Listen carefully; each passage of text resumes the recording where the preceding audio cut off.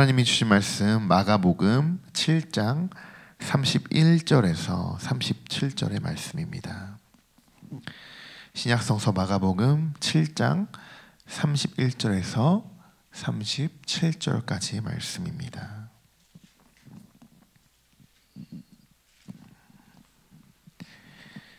우리 한 목소리로 우리 함께 읽어보도록 하겠습니다.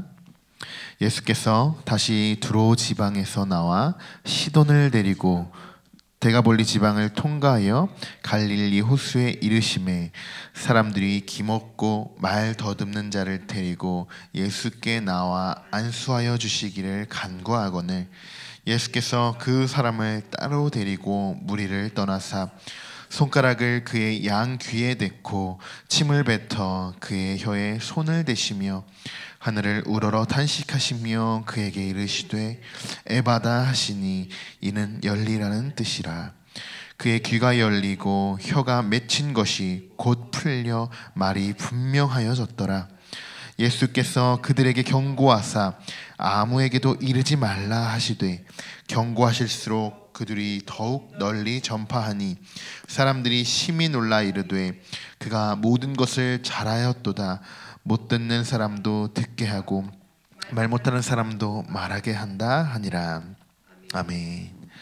우리는 지난 3월 6일부터 4월 20일까지 40일간의 사순절 기간 중에 오늘은 사순절 25일째를 보내고 있습니다.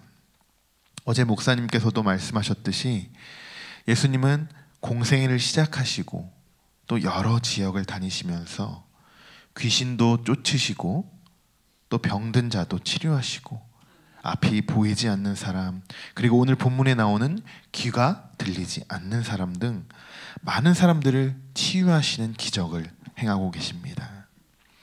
우리는 사순절 이 성서 일과를 통해서 예수님의 여러 사역들을 우리가 묵상하고 있는데요, 우리가 특별히 이 사순절 기간 동안 주의 깊게 우리가 묵상해야 하는 부분은 예수님께서는 왜 이렇게 많은 사람들을 회복해 주셨는가? 또 이러한 기적들을 통해서 우리에게 말씀하고 계시는 부분은 어떤 부분인가? 그냥 우리가 하나의 이야기로 그냥 이 이야기가 끝나는 것이 아니라 사순절 기간에 왜 하나님이 이러한 말씀들을 우리에게 주시는지 그 의미에 대해서 우리가 묵상해 보아야 할 필요가 있다는 것입니다. 이제 사순절이 한 보름 정도 남았습니다. 여러분이 사순절을 시작하시면서 결단하신 내용들이 있으실 텐데요, 그것이 잘 지켜지고 있는지, 또 나는 사순절 기간 동안 그 예수님의 고난에 함께 참여가 있는지 여러분 스스로 한번 점검해 보시는 그런 시간이 되시길 바랍니다. 오늘 예수님은 두로 지방에서 나와 시돈을 지나고 데가볼리 지방을 통과하여 갈릴리 호수에 이르시매, 이렇게 31절에 그렇게 말씀하셨습니다. 이 두로와 시돈이라는 지역은 이스라엘 지도 중에 가장 위쪽, 이 북쪽에 위치한 곳입니다. 그리고 데가볼리라는 지역은 갈릴리 호수 밑에 위치해 있는 지역이고요.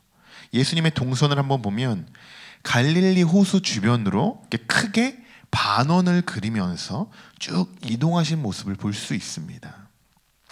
그런데 성경에서 이런 지역에 관해서 자주 언급이 되죠.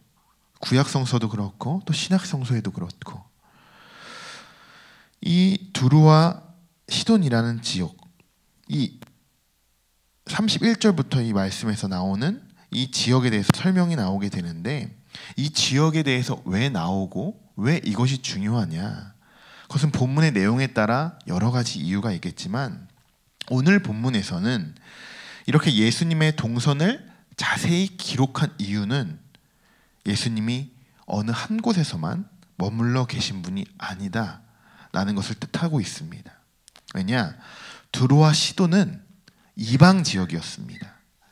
예수님은 여러 이방 지역을 다니시면서 많은 사람들을 치유해 주셨고, 이방인들을 위해서도 기꺼이 병을 고치시고 이 치유의 역사를 보이시는 분이시라는 겁니다.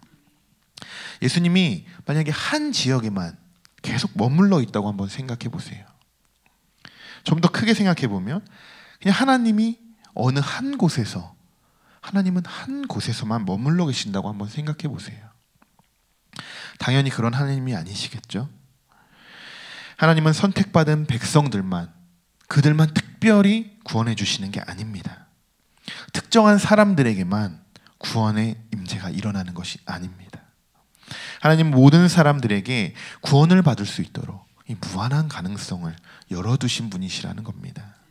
단 예수 그리스도를 나의 구주로 고백한 사람들에게만 주어지는 혜택이겠죠. 예수님의 치유 사건이 다른 사람에게만 해당되는 것이 아니라 여러분에게도 저에게도 해당된다는 이야기입니다. 이 성경의 기적들이 남의 이야기가 아닌 여러분의 이야기가 될 수 있다는 것이죠. 오늘 이 시간에도 하나님께 기도하는 모든 성도님들 위해 하나님의 기도의 응답이 이루어지실 줄 믿습니다. 지난주 우리 맹인 바디메오의 이야기를 제가 전해드린 적이 있죠.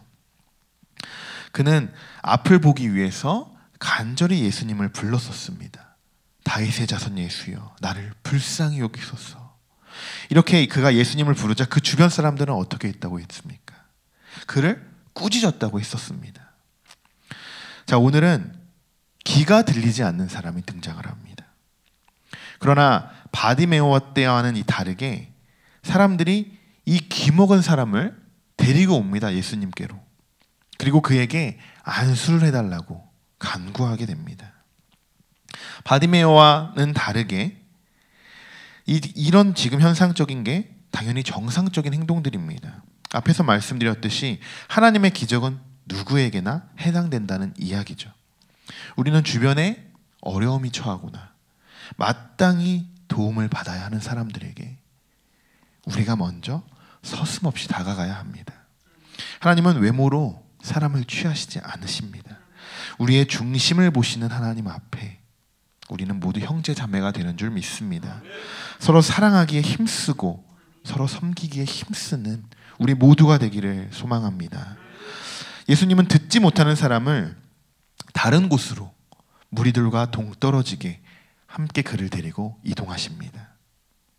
그 무리들이 방해하지 못하는 예수님과 귀가 들리지 않는 그 둘만의 조용한 장소로 가신 겁니다. 예수님이 왜 이렇게 행동하셨을까요? 그냥 바디메오처럼 그 자리에서 고쳐주셔도 되는데 왜 그를 다른 곳으로 데리고 갔을까요? 이 부분도 우리가 바디메오의 이야기와 조금 연결을 시켜본다면 바디메오는 자기 스스로의 믿음으로 예수님께 치유받기를 원했습니다. 주변 사람들은 그가 치유를 받지 않던 신경조차 쓰지 않았죠. 오히려 그를 꾸짖기만 했었는데 이번에는 상황이 반대가 되죠. 이 듣지 못하는 사람은 그냥 주변 사람들에 의해서 어떻게 보면 끌려오게 된 겁니다.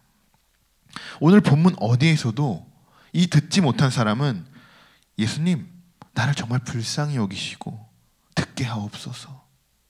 그리고 듣지 못해서 말할 수 없는 나를 치유하여 주옵소서.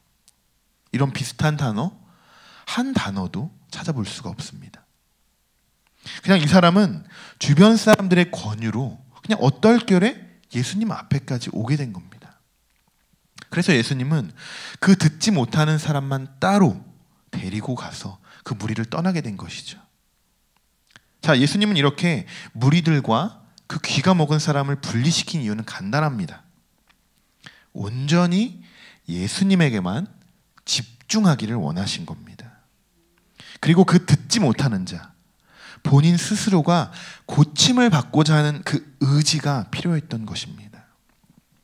예수님은 많은 사람들 앞에서 그를 본보기로 고치실 수도 있었어요.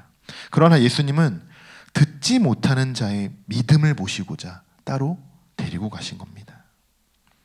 정말 그가 스스로 치유받고 싶은 마음이 있었는지 아니면 그저 사람들이 가자고 하니까 그냥 얼떨결에 따라와서 그냥 지금 이런 상황에 놓이게 된 것인지 예수님은 고침을 받고자 하는, 정말 듣고자 하는 그 사람의 간절함을 보고 싶으셨던 것입니다. 예수님이 귀신 들린 자를 고칠 때 어떻게 하셨나요? 이 더러운 귀신아 그냥 떠나가라. 이게 전부였습니다. 바디메오는 어떻게 앞을 보게 됐나요? 내 믿음이 너를 구원하였다. 이 말 한마디에 앞을 보게 됐습니다. 죽은 나사로는 어떻게 살아났습니까?